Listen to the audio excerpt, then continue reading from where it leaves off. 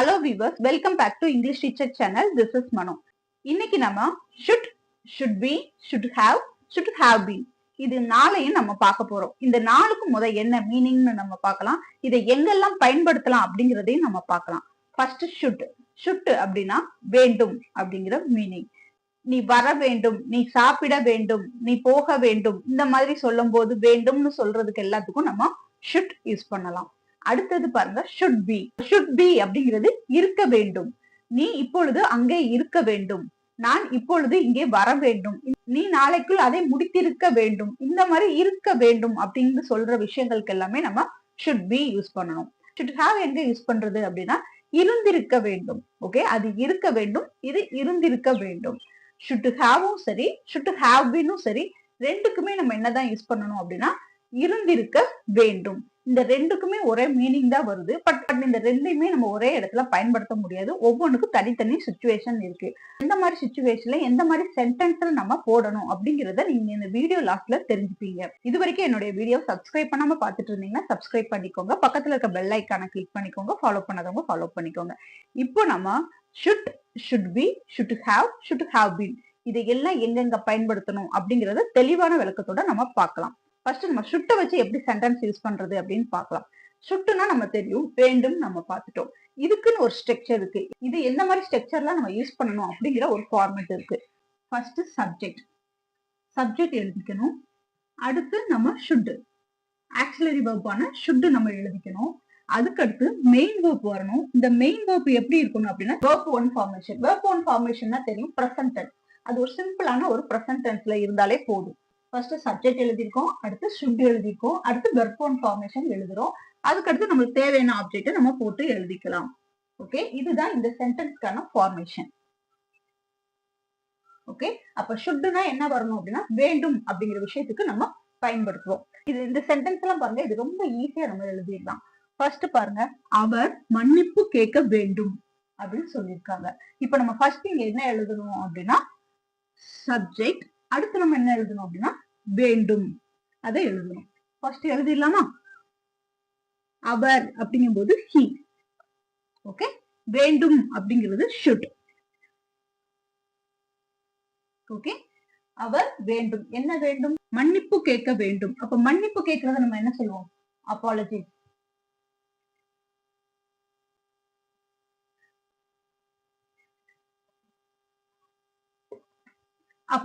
அப்பாலஜிஸ்னா மன்னிப்பு கேட்கிறது.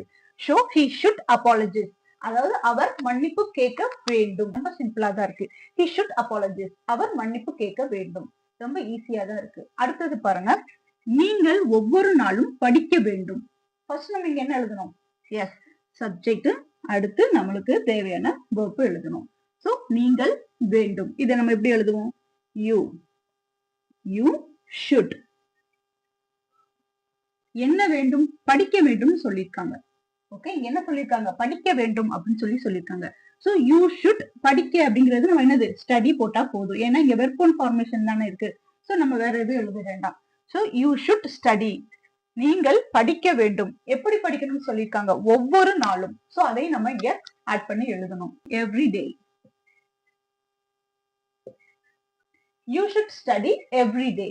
நீங்கள் ஒவ்வொரு நாளும் படிக்க வேண்டும் அப்படின்னு சொல்லியிருக்காங்க. ஃபர்ஸ்ட் நல்லா பாருங்க, இந்த ஷுட்ங்கிறது வந்து ஒரு சில சிச்சுவேஷனுக்கு யூஸ் பண்ணுவாங்க. ஃபர்ஸ்ட் என்னது? அவர் மன்னிப்பு கேட்க வேண்டும் அப்படின்னு பார்த்தோம். இது வந்து என்ன அப்படின்னா டியூட்டி. ஏன்னா ஏதோ ஒரு மிஸ்டேக் பண்ணிருக்காங்க, அப்ப கண்டிப்பா அவங்க என்ன செஞ்சாகணும்? மன்னிப்பு கேட்டுதான் ஆகணும். அப்ப அது வந்து அவங்களுடைய ஒரு டியூட்டி. இந்த மாதிரி டியூட்டிக்கு நம்ம யூஸ் பண்ணுவோம். அடுத்தது என்ன சொல்லிருக்காங்க? நீங்கள் ஒவ்வொரு நாளும் படிக்க வேண்டும் அப்படின்னு சொல்லியிருக்காங்க. சோ இது வந்து என்ன? அட்வைஸ். அப்போ அட்வைஸ்க்கு நம்ம யூஸ் பண்ணுவோம். வேற எதுக்கெல்லாம் யூஸ் பண்ணலாம்னு ஒன் பை ஒன்னா நம்ம பார்க்கலாம். அதுக்கடுத்து பாருங்க, அவர்கள் விதிகளை பின்பற்ற வேண்டும். இந்த சென்டென்ஸ் எப்படி இருக்கு? இதுவும் அட்வைஸா தான் இருக்கு. சோ இந்த சென்டென்ஸும் அட்வைஸ்ல தான் இருக்கு நம்மளுக்கு. சோ இதை எப்படி எழுதுறது? அவர்கள் வேண்டும், அதை நம்ம எடுத்து எழுதிக்கலாமா? அவர்கள் வேண்டும். So they should. என்ன வேண்டும் சொல்லிருக்காங்க? பின்பற்ற. பின்பற்றது நம்ம என்ன சொல்லுவோம்? ஃபாலோ. எதை ஃபாலோ பண்ண சொல்லிருக்காங்க? விதிகளை. So the rules.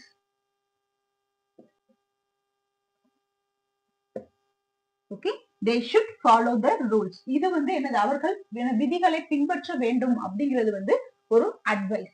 ஓகே, அடுத்தது பாருங்க, நீங்கள் அதிக தண்ணீர் குடிக்க வேண்டும். ஓகே, நீங்கள் அதிக தண்ணீர் குடிக்க வேண்டும்ங்கிறது நம்மளுக்கு என்னதான் வரும், அட்வைஸ்ல தான் வரும். சோ அப்ப மேக்சிமமா நம்ம எதுலதான் அதிகமா யூஸ் பண்றோம் அப்படின்னா அட்வைஸ்ல தான் என்ன செய்யறோம், ஷுட் யூஸ் பண்றோம். நீங்க யாருக்காவது அட்வைஸ் பண்ணணும், ஏன்னா அட்வைஸ் பண்றதெல்லாம் நமக்கு அல்வா சாப்பிடுற மாதிரி. சோ நம்ம யாருக்காவது அட்வைஸ் பண்ணும்போது நீங்க எதை யூஸ் பண்ணி பேசலாம், இல்ல எதை யூஸ் பண்ணி அவங்களுக்கு சொல்லலாம், கன்வே பண்ணலாம் அப்படின்னா ஷுட் யூஸ் பண்ணலாம். அப்ப இனிமே நீங்க அதிகமா ஷுட் யூஸ் பண்ணி அட்வைஸ் பண்ணுவீங்க. நீங்கள் அதிக தண்ணீர் குடிக்க வேண்டும் அப்படின்னு சொல்லியிருக்காங்க. நீங்கள் வேண்டும். So you should. குடிக்க வேண்டும். சோ ஃபர்ஸ்ட் அதை எழுதிக்கலாம், ட்ரிங்க். You should drink. எதை குடிக்க சொல்லியிருக்காங்க, தண்ணீர். தண்ணீர் தான் குடிக்க சொல்லியிருக்காங்க. இங்க எந்த தண்ணீர் குடிக்க சொல்லியிருக்காங்க, அதிக தண்ணீர். சோ அப்ப மோர் வாட்டர். வெறும் தண்ணீர்னா நீங்க வாட்டர் மட்டும் போட்டா போதும். சோ அதிக தண்ணீர் அப்படின்னு அதிக தண்ணீர்னு அவங்க சொல்லும் போது மோர் வாட்டர்.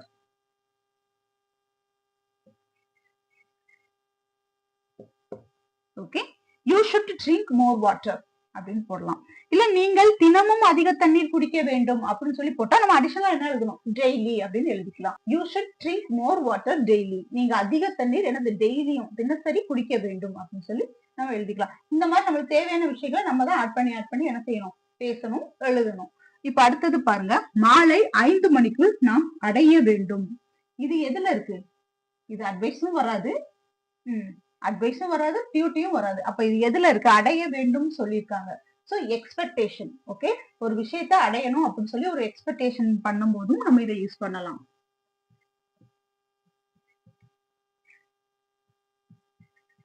எக்ஸ்பெக்டேஷன், எதிர்பார்ப்பு. ஓகே, எக்ஸ்பெக்டேஷன் போது எதிர்பார்ப்பு. இந்த மாதிரி எக்ஸ்பெக்டேஷனுக்கும் நம்ம இதை பயன்படுத்தலாம்.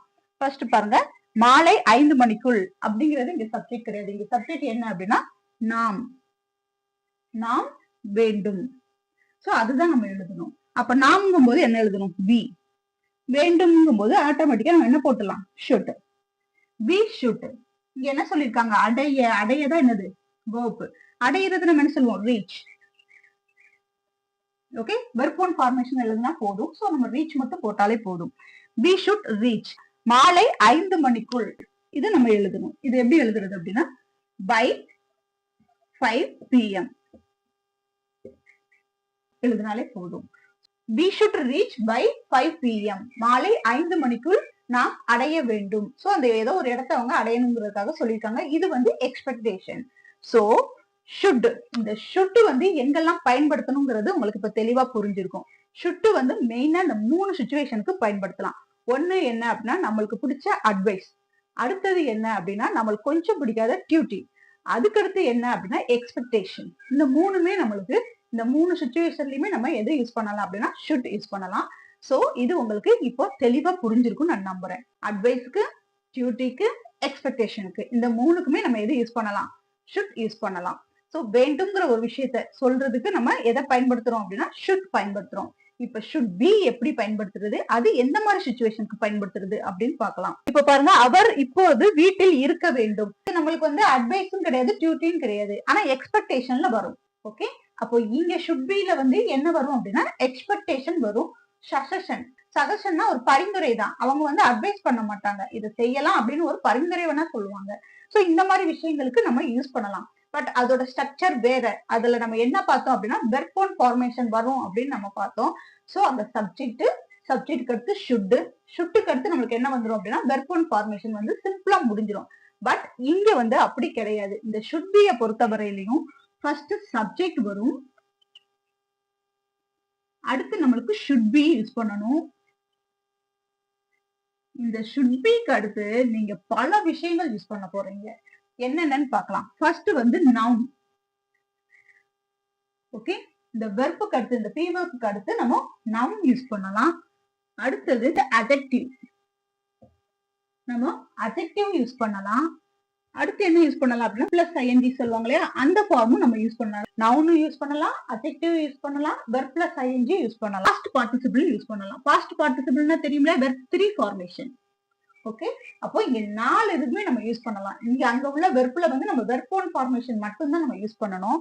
ஆனா இங்க நவுன் யூஸ் பண்றோம், அட்ஜெக்டிவ் யூஸ் பண்றோம், வெர்ப் பிளஸ் ஐஎன்ஜி யூஸ் பண்றோம், வெர்ப் 3 ஃபார்மேஷன். சோ இந்த 4மே நம்ம யூஸ் பண்ணலாம் அப்படின்னு சொல்றாங்க. இப்போ ஃபர்ஸ்ட் பாருங்க, அவர் இப்போது வீட்டில் இருக்க வேண்டும். சோ இது வந்து ஒரு எக்ஸ்பெக்டேஷன். அவர் இருக்க வேண்டும். இத ஃபர்ஸ்ட் நம்ம எடுத்து எழுதலாம்.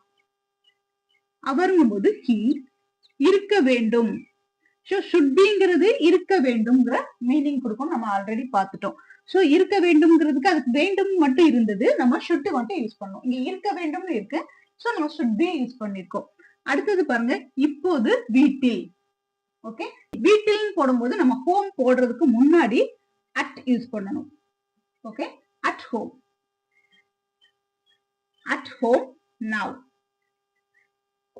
ஓகே, இப்பொழுது அப்படின்னு சொல்லிருக்காங்களே, so now he should be at home now. இப்பொழுது அவர் வீட்டில் இருக்க வேண்டும். சோ இங்க வெர்புக்கு அடுத்து நம்ம என்ன யூஸ் பண்ணிருக்கோம்? இங்க அட்ட நீங்க விட்டுருங்க. இங்க நம்ம என்ன யூஸ் பண்ணிருக்கோம் அப்படின்னா noun. ஹோம்ங்கிறது என்னது? noun. சோ இங்க வெர்புக்கு அடுத்து நம்ம இங்க எந்த ஃபார்மேட் யூஸ் பண்ணிருக்கோம்? nounங்கிற ஃபார்மேட்டை யூஸ் பண்ணிருக்கோம். அப்போ he should, அவர் இப்பொழுது வீட்டில் இருக்க வேண்டும் அப்படின்னு நம்ம சொல்றதுக்கு he should be at home now. அவர் வீட்டில் இருக்க வேண்டும். இது வந்து எக்ஸ்பெக்டேஷன். அடுத்தது பாருங்க, நீங்கள் மிகவும் கவனமாக இருக்க வேண்டும். சோ நம்ம ஃபர்ஸ்ட் எழுத வேண்டியது நீங்கள் இருக்க வேண்டும். அத ஃபர்ஸ்ட் எழுதிக்கலாம். நீங்கள் அப்படிங்கும் போது you, இருக்க வேண்டும் அப்படிங்கிறது should be. எப்படி இருக்கணும்னு சொல்லிருக்காங்க? மிகவும் கவனமாக இருக்கணும் அப்படின்னு சொல்லிருக்காங்க. நீங்க இத மட்டும் எழுதுறதா இருந்தா எப்படி எழுதுவீங்க? மிகவும் கவனமா இருக்கணும் அப்படின்னு சொல்லிருக்காங்க. இந்த மிகவும் கவனமாக அப்படிங்கறத மட்டும் நீங்க எழுதுறதா இருந்தா என்ன சொல்வீங்க? be careful எழுதுவீங்க. be careful. அமைதியாக இரு, கவனமாக இருன்னு சொல்லும்போது be careful. அமைதியாக இரு அப்படின்னு சொல்லும்போது be quiet. இந்த மாதிரி நம்ம சொல்லுவோம் இல்லையா? அமைதியாக இரு, கவனமாக இரு, பொறுமையாக இரு நம்ம சொல்லுவோம். இதெல்லாம் நம்ம சொல்லும் போது என்ன யூஸ் பண்ணுவோம் அப்படின்னா be quiet, be patient, be calm, be careful. இந்த மாதிரி நம்ம be வச்சு யூஸ் பண்ணுவோம். அப்ப நம்ம இங்க என்னதான் யூஸ் பண்ணணும் அப்படின்னா beக்கு அடுத்து என்ன வரணும்? careful. ஆனா இங்க மிகவும் கொடுத்திருக்கிறதுனால நம்ம இங்க எதை சேர்த்துக்கலாம் அப்படின்னா more careful. more careful. நீங்கள் மிகவும் கவனமாக இருக்க வேண்டும் அப்படின்னு சொல்றதுக்கு you should be more careful. நீங்கள் மிகவும் கவனமாக இருக்கணும். நீங்கள் கவனமாக இருக்க வேண்டும் மட்டும் சொல்லியிருந்தாங்கன்னா நீங்க you should be careful அப்படின்னு சொல்லிக்கலாம். இங்க அதிகமா இங்க மிகவும் அடிஷனலா கொடுத்திருக்கிறதுனால நம்ம more யூஸ் பண்ணிருக்கோம். ஓகே, இப்போ உங்களுக்கு இது ஈஸியா இருந்திருக்கும். அடுத்தது பாருங்க, இது வந்து நீங்க மிகவும் கவனமாக இருக்க வேண்டும் அப்படிங்கிறது வந்து ஒரு சஜஷன் தான். இது அட்வைஸ் கிடையாது. கவனமா இருந்தா இரு, இருக்காட்டி போ அப்படின்னு சொல்லுவாங்க இல்லையா? ஒரு சிலர்லாம் என்ன செய்வாங்க அப்படின்னா பட்டும் படாம இருப்பாங்க. ஒரு விஷயத்த சொல்லுவாங்க, நீ செஞ்சா செஞ்சுக்கோ, செயலாட்டி விடு அப்படின்னு சொல்றாங்களே. சோ இது வந்து சஜஷன்ல தான் வரும். இது அட்வைஸ்ல வராது. ஓகே, அது வந்து எக்ஸ்பெக்டேஷன்ல வரும். ஓகேங்களா? இப்ப அடுத்தது பாருங்க, அவள் இப்போது படிக்க வேண்டும். ஓகே, அவள் இப்போது படிக்க வேண்டும். இது வந்து எக்ஸ்பெக்டேஷன் தான். அவ படிக்கணும் அப்படின்னு சொல்லி நினைக்கிறது ஒரு எக்ஸ்பெக்டேஷன். இப்ப பாருங்க, அவள் வேண்டும் வேண்டும் மட்டும் தான் போட்டிருக்காங்க. இங்க வந்து வேண்டும் மட்டும் தான் போட்டிருக்காங்க. அப்ப நம்ம எப்படி இங்க should மட்டும் தான் யூஸ் பண்ணணுமா? be யூஸ் பண்ணக்கூடாதா அப்படின்லாம் நீங்க கேட்க வேண்டியது இல்ல. நீங்க வெர்புக்கு அடுத்து என்ன வரும்னு நீங்க அதையும் பார்க்கணும். ஓகே, லாஸ்ட் இருக்கிறது மட்டும் பார்க்க கூடாது, வெர்பு என்னங்கிறதையும் பார்க்கணும். இங்க வெர்பு என்ன அப்படின்னா படிக்க. சோ படிக்கங்கிற ஒரு செயல் வந்து கண்டினியூஷன்ல இருக்கு. படிக்கிறது என்னது? கண்டினியூ. இப்போ அவள் படிக்க வேண்டும் அப்படின்னா சும்மா படிச்சுட்டு 2 நிமிஷத்துல விட்டுற மாட்டாங்க. படிக்கணும்னா கொஞ்ச நேரம் படிப்பாங்க. சோ அது வந்து ஒரு அந்த ஆக்ஷன் வந்து எப்படி இருக்கும்? கண்டினியூவா இருக்கும். அப்ப இங்க நம்ம என்ன யூஸ் பண்ண வேண்டியது இருக்கும் அப்படின்னா verb plus ING form use பண்ண வேண்டியது இருக்கும். அப்படி யூஸ் பண்ணும்போது நம்ம என்னதான் யூஸ் பண்ணணும்? should be தான் யூஸ் பண்ணணும். அப்போ அவள் அப்படிங்கும் போது she. இங்க வேண்டும் மட்டும்தான் கொடுத்திருக்காங்க அப்படிங்கறதுக்காக நீங்க should யூஸ் பண்ணக்கூடாது. அதுக்கு முன்னாடி வெர்ப் என்ன இருக்கு அப்படிங்கறதையும் நம்ம பார்த்துட்டு தான் அதை நம்ம யூஸ் பண்ணணும். சோ இங்க படிக்கங்கிறது studying. she should be studying. இப்பொழுது, சோ இப்பொழுதுங்கும் போது ஆட்டோமேட்டிக்கா நம்ம என்ன போட்டுடலாம்? now போட்டுடலாம். ஓகே, அவள் இப்பொழுது படிக்க வேண்டும். she should be studying now. அவள் இப்பொழுது படிக்க வேண்டும் அப்படின்னு சொல்லி சொல்றதுக்கு பயன்படுத்தலாம். அடுத்தது பாருங்க, இது உங்களுக்கு எளிதாக இருக்க வேண்டும். ஓகே, இது உங்களுக்கு எளிதாக இருக்க வேண்டும். இங்க சப்ஜெக்ட் என்ன அப்படின்னா இது. ஓகே, இருக்க வேண்டும். சோ இது அப்படின்னு சொல்லும்போது நம்ம என்ன யூஸ் பண்ணணும்? this should be, this should be. இது இருக்க வேண்டும். எப்படி இருக்கணும்னு சொல்லியிருக்காங்க? எளிதா இருக்கணும். be easy, be easy. so this should be, this should be easy. எளிதாக இருக்க வேண்டும். யாருக்கு? உங்களுக்கு. so உங்களுக்கு அப்படிங்கும்போது for you. உங்களுக்கு போது for you. so this should be easy for you. இது உங்களுக்கு எளிதாக இருக்க வேண்டும். எக்ஸாம் எழுத போறாங்க அப்படின்னா என்ன செய்வாங்க? இந்த எக்ஸாம் உனக்கு கண்டிப்பா ஈஸியா இருக்கணும் அப்படின்னு சொல்லி சொல்லுவாங்க இல்லையா? இந்த மாதிரி சொல்றதுக்கு நம்ம இத பயன்படுத்தலாம். should be பயன்படுத்தலாம். should be வந்து நம்ம எங்க பயன்படுத்தணும் அப்படின்னா எக்ஸ்பெக்டேஷன் பயன்படுத்தணும். ஒரு விஷயத்துக்கு சஜஷன் கொடுக்கும்போது நம்ம பயன்படுத்தணும். ஆனா இங்க உள்ள வெர்பையும் நம்ம கிளியரா பார்க்க வேண்டியது இருக்கு. வெர்புக்கு அடுத்து நம்ம என்னென்ன யூஸ் பண்ணணும் அப்படிங்கறதையும் பார்க்கணும். ஃபர்ஸ்ட் நம்ம என்ன பார்த்தோம் அப்படின்னா ஹோம்ங்கிற நவுன் யூஸ் பண்ணோம். நவுன் யூஸ் பண்றத பார்த்தோம். அதுக்கடுத்து பாருங்க you should be more. So மோர்ங்கிறது அட்ஜெக்டிவ். ஓகே, அப்ப இங்க அட்ஜெக்டிவ் யூஸ் பண்ணிருக்கோம். அடுத்தது பாருங்க she should be studying. studying அப்படின்னு சொல்லும் போது நம்ம எதை யூஸ் பண்ணிருக்கோம்? verb plus ing யூஸ் பண்ணிருக்கோம். சோ இந்த மாதிரி நம்ம வெர்பையும் பார்க்கணும். அது வெர்புக்கு அடுத்து வர வேர்டையும் நம்ம பார்த்து தான் அந்த should be நம்ம யூஸ் பண்ணணும். ஃபர்ஸ்ட் வந்து should பார்த்தோம். செகண்ட் வந்து should be பார்த்தோம். should வந்து வேண்டும்னு பார்த்தோம். should be வந்து இருக்க வேண்டும் அப்படின்னு பார்த்தோம். should வந்து சப்ஜெக்ட் ஷுட்க்கு அடுத்து verb one formation வரும். ஆனா should be க்கு வந்து சப்ஜெக்ட் வரும், should be வரும். அதுக்கடுத்து என்ன வரும் அப்படின்னா noun, adjective, verb plus ing, verb 3 formation. இந்த நாலுமே வரும். should வந்து நம்ம எந்த மாதிரி சிச்சுவேஷனுக்கு யூஸ் பண்ணுவோம் அப்படின்னா அட்வைஸ்க்கு, டியூட்டிக்கு, எக்ஸ்பெக்டேஷனுக்கு. ஆனா should be வந்து எக்ஸ்பெக்டேஷனுக்கு, சஜஷனுக்கு, இந்த இதுக்கு நம்ம பயன்படுத்துவோம். இப்ப இந்த ரெண்டுக்குமான வித்தியாசம் உங்களுக்கு புரிஞ்சிருக்கும். சோ இது ரொம்ப சிம்பிளா இருக்கு. அதுக்கு அடுத்தது வந்து நான் உங்களுக்கு ஆல்ரெடி சொன்னேன் இல்லையா, இருந்திருக்க வேண்டும். ரெண்டுக்குமே இருந்திருக்க வேண்டும்னு தான் பாக்குறோம். சோ அப்ப அதுக்கு எங்கெங்க பயன்படுத்தணும் அப்படிங்கறத நம்ம ஒன் பை ஒன்னா பார்க்கலாம். இந்த சென்டென்ஸ் எல்லாம் பாருங்க. நீ தேர்வுக்கு படித்திருக்க வேண்டும். இருக்க வேண்டும் தானே போட்டிருக்கீங்க அப்படின்னு சொல்லி கேட்காதீங்க. இங்க தேர்வுக்கு படித்திருக்க வேண்டும்னாலும் நீ தேர்வுக்கு படித்திருந்திருக்க வேண்டும்னாலும் ஒரே மீனிங் தான். ஓகேவா? இப்ப இந்த சென்டென்ஸ் எல்லாம் பார்க்கறதுக்கு முன்னாடி இந்த should haveக்கு என்ன ஃபார்மேட் அப்படிங்கறத நம்ம பார்த்தலாம். should have நம்ம யூஸ் பண்ணும்போது ஃபர்ஸ்ட் சப்ஜெக்ட் எழுதணும், அடுத்து should have எழுதணும். should have வந்துட்டாலே நம்ம இங்க வெர்ப் என்ன வரும் அப்படின்னா verb 3 ஃபார்மேஷன் தான் வரும். ரொம்ப சிம்பிளா தான் இருக்கு. ஓகே, should have அடுத்து verb 3 ஃபார்மேஷன் நம்ம எழுதணும். நீ தேர்வுக்கு படித்திருக்க வேண்டும் அப்படின்னு நீங்க சொல்லும் போதே அவங்க என்ன கன்வே பண்ண வர்றாங்க அப்படின்னா அவங்க தேர்வுக்கு படிக்கலங்கிறத கன்வே பண்ண வராங்க. நீ தேர்வுக்கு படித்திருக்க வேண்டும், அதாவது படித்திருந்திருக்க வேண்டும் அப்படின்னு சொல்லும்போது அப்ப தேர்வுக்கு படிக்காம போயிட்டாங்க. சோ மார்க் கம்மியா இருக்கலாம். இந்த சிச்சுவேஷன் எப்படி இருக்கு அப்படின்னா முடிஞ்சு போன ஒரு நிகழ்ச்சியை சொல்றது. ஓகே, அவங்க ஏற்கனவே படிக்கல, நீங்க ஒழுங்கா படிச்சிருந்திருக்கணும் அப்படின்னு சொல்லும் போது இதை நம்ம பயன்படுத்துறோம். அப்ப இங்க உள்ள ஆக்ஷன் வந்து என்ன அப்படின்னா முடிஞ்சு போன ஒரு விஷயத்த நம்ம இப்ப கன்வே பண்றதுக்கு பயன்படுத்துறோம். சோ நீ தேர்வுக்கு படித்திருக்க வேண்டும். சோ அப்ப நீ படிக்கல அப்படிங்கறத சொல்றாங்க. இங்க ஃபர்ஸ்ட் நம்ம என்ன எழுதணும் அப்படின்னா நீ இருக்க வேண்டும். இதை நம்ம எழுதணும்.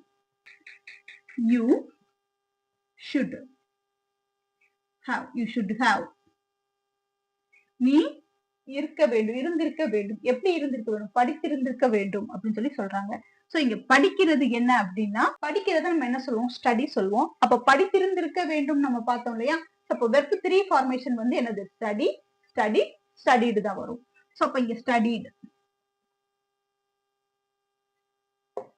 சோ நீ படித்திருந்திருக்க வேண்டும் அப்படின்னா you should have studied. எதுக்கு படிச்சிருக்கணும்?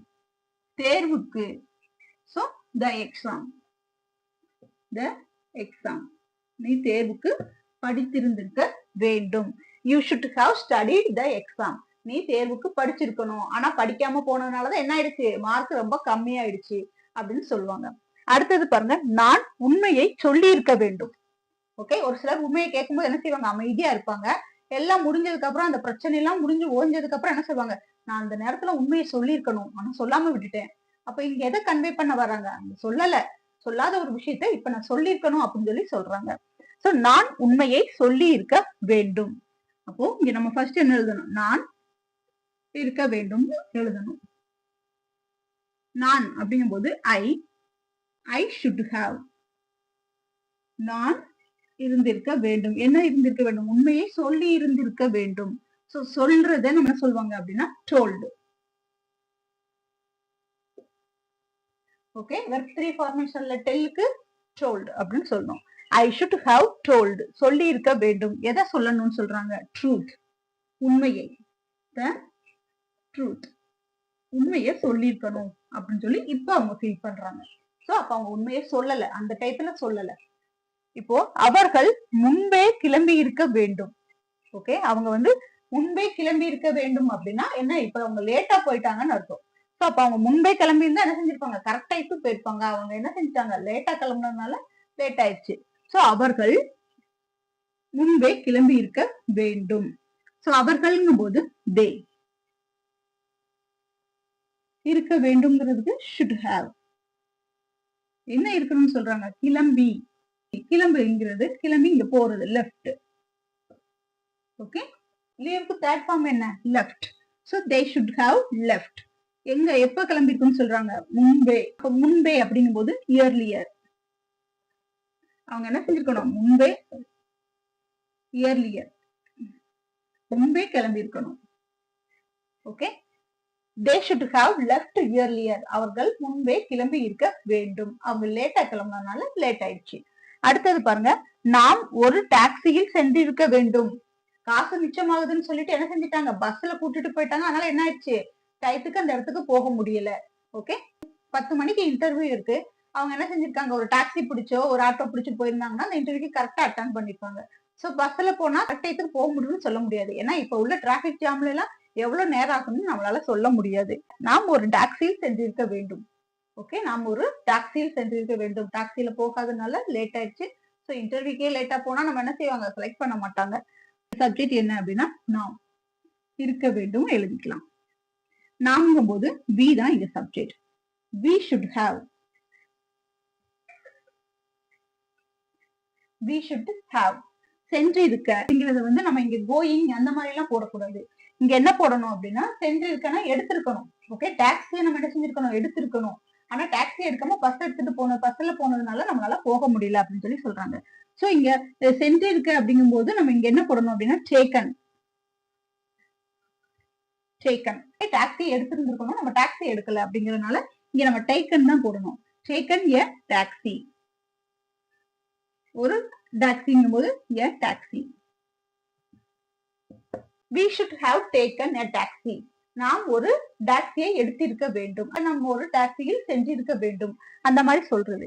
இப்ப இந்த சிச்சுவேஷன்ஸ் பாருங்க, இங்க ஒரு விஷயம் வந்து பாஸ்ட்ல நடக்கல, அத இப்ப சொல்றாங்க. இப்ப கன்வே பண்றதுனால இந்த மாதிரி நம்ம யூஸ் பண்றோம். should have யூஸ் பண்றோம். ஃபர்ஸ்ட் பாருங்க, படித்திருக்க வேண்டும் சொன்னாங்க. அவங்க படிக்காதனால மார்க் கம்மியாயிடுச்சு. சோ ரெண்டு விஷயத்த கன்வே பண்ணும்போது நம்ம இங்க should have யூஸ் பண்றோம். அதே மாதிரி சொல்லி இருக்க வேண்டும். உண்மையை கேட்கும் போது சொல்லல, எல்லாம் முடிஞ்சதுக்கு அப்புறம் சொல்லி பிரயோஜனம் இல்லை. அடுத்தது பாருங்க, முன்பே கிளம்பி இருக்கணும். எந்த ஒரு விஷயத்துக்கு எங்க கிளம்புறதுனாலும் என்ன செய்யணும்? கொஞ்சம் முன்னாடி 10 நிமிஷம் முன்னாடி கிளம்புனோம்னா பிரச்சனையே கிடையாது. ஆனா யாருமே அப்படி கிளம்புறது கிடையாது. சோ இங்க எல்லா நடக்கிற விஷயங்கள் எல்லாமே என்ன அப்படின்னா முன்னாடி தவற விட்ட விஷயங்கள். ஓகே, படிச்சிருக்கணும், படிக்கல, சென்றிருக்கணும், செல்லல, சொல்லி இருக்கணும், சொல்லல. சோ முன்னாடி தவறப்பட்ட விஷயங்கள் எல்லாமே நம்ம இப்ப கன்வே பண்றதுனால நம்ம இங்க should have யூஸ் பண்றோம். இப்ப உங்களுக்கு should have-க்கான மீனிங் புரிஞ்சிருக்கும். இந்த should have-க்கு நம்ம ஃபார்மட் என்ன யூஸ் பண்ணணும் அப்படின்னா சப்ஜெக்ட் should have, அடுத்து verb 3 ஃபார்மேஷன். ரொம்ப சிம்பிளா தான் இருக்கு should have. ஓகே, இப்போ நம்ம அடுத்து should have been எங்க யூஸ் பண்றதுன்னு பார்க்கலாம். இப்போ நம்ம should have been எப்படி பயன்படுத்துறது அப்படின்னு நம்ம பார்க்கலாம். ஃபர்ஸ்ட் should have been-க்கு என்ன ஸ்ட்ரக்சர் அப்படிங்கறத நம்ம தெரிஞ்சுக்கலாம். இதுக்கு வந்து ஃபர்ஸ்ட் நம்ம சப்ஜெக்ட் எழுதுறோம். அடுத்து should have been எழுதணும். இந்த பீன் வந்துட்டாலே நம்ம ஆல்ரெடி பி பார்த்தோம் இல்லையா? நவுன் வரலாம், அட்ஜெக்டிவ் வரலாம், verb 3 ஃபார்மேஷன் வரலாம். அந்த பீன் வந்துட்டாலே நம்மளுக்கு அந்த should be-க்கும் சரி should have been-க்கும் சரி கிட்டத்தட்ட ஒரே மாதிரி தான் வரும். வேலையை முடித்திருக்க வேண்டும் அப்படின்னு சொல்லி சொல்றாங்க. சோ இங்க வேலை தான் என்னது? சப்ஜெக்ட். என்ன எழுதணும்? the work. முடித்திருக்க வேண்டும். சோ அதனால நம்ம should have been யூஸ் பண்ணிக்கலாம். should have been. Okay, the work should have been என்ன செஞ்சிருக்காங்க, முடித்திருக்க வேண்டும் அப்படின்னு சொல்லி சொல்லியிருக்காங்க. ஓகே, இங்க வந்து முடிச்சிருக்கணும் அப்படின்னு சொல்றாங்க. சோ அப்ப அந்த வேலை முடிக்கல, முடிச்சிருக்கணும் அப்படின்னு சொல்லி சொல்றாங்க. இது நம்ம ஆல்ரெடி பார்த்த மாதிரியே இருக்கு இல்லையா, should have நம்ம யூஸ் பண்ண மாதிரி தான் இதுவும் இருக்கு. பட் ரெண்டுக்கும் வித்தியாசம் இருக்கு. சோ இது ரெண்டுக்கும் என்ன வித்தியாசங்கிறத நான் இந்த வீடியோ எண்ட்ல கண்டிப்பா சொல்றேன். இப்போ வேலையை முடித்திருக்க வேண்டும் அப்படின்னு சொல்லி சொல்லியிருக்காங்க. இங்க வேலை எழுதியாச்சு, வேண்டும் எழுதியாச்சு. முடித்திருக்க கம்ப்ளீட்டட், கம்ப்ளீட்டட். இவர் 3 ஃபார்மேஷன் யூஸ் பண்ணிருக்கோம். The work should have been completed. வேலை முடித்திருக்க வேண்டும் அப்படின்னு சொல்றதுக்கு. அடுத்தது பாருங்க, அவளுக்கு முன்பே சொல்லப்பட்டிருக்க வேண்டும். அவளுக்கு ஒரு விஷயத்த சொல்லாம விட்டுருக்காங்க, சோ முன்பே சொல்லியிருக்கணும் அப்படின்னு சொல்றதுக்கு நம்ம இதை பயன்படுத்தலாம்.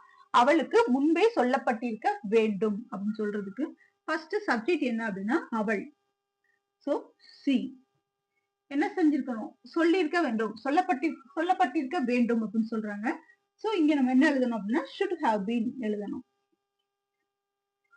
should have been. சொல்லப்பட்டிருக்க, சோ சொல்லப்பட்டிருக்க அப்படிங்கிறதுக்கு தேர்ட் ஃபார்ம் தான் எழுதணும். அப்ப told. ஓகே, சொல்லப்பட்டிருக்க வேண்டும் என்னது, முன்பே. முன்பேங்கிறதுக்கு நம்ம ஆல்ரெடி பார்த்துக்கோம், earlier.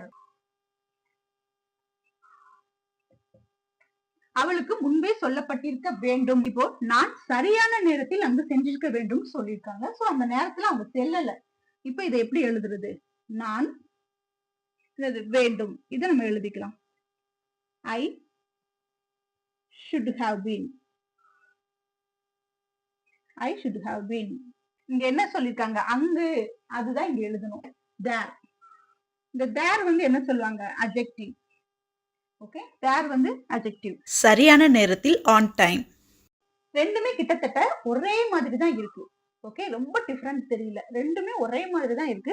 சோ இதை நம்ம எப்படி கண்டுபிடிக்கிறது, எதுக்கு should have போடுறது, எதுக்கு should have been போடுறது அப்படிங்கறத ஈஸியா பார்க்கலாம். should have வந்து missed the action in the past. பாஸ்ட்ல மிஸ் பண்ண ஆக்ஷனை நம்ம சொல்றது. ஆனால் should have been வந்து missed the state in the past. நீங்கள் பாஸ்ட்டில் ஒரு ஸ்டேட் இருக்கும் இல்லையா, அதை மிஸ் பண்ணது. ஸோ இதை நம்ம எக்ஸாம்பிளோட பார்த்தா ஈஸியாக புரியும்னு நினைக்கிறேன். நீ நேற்று படித்திருக்க வேண்டும். you should have studied yesterday. அதாவது படிக்கிறதுங்கிறது ஒரு செயல், அது ஆக்ஷன். ஸோ இந்த இடத்துல நம்ம should have யூஸ் பண்ணுறோம். ஆனால் should have been வந்து அப்படி கிடையாது. நீங்கள் விருந்துக்கு அழைக்கப்பட்டிருக்க வேண்டும்.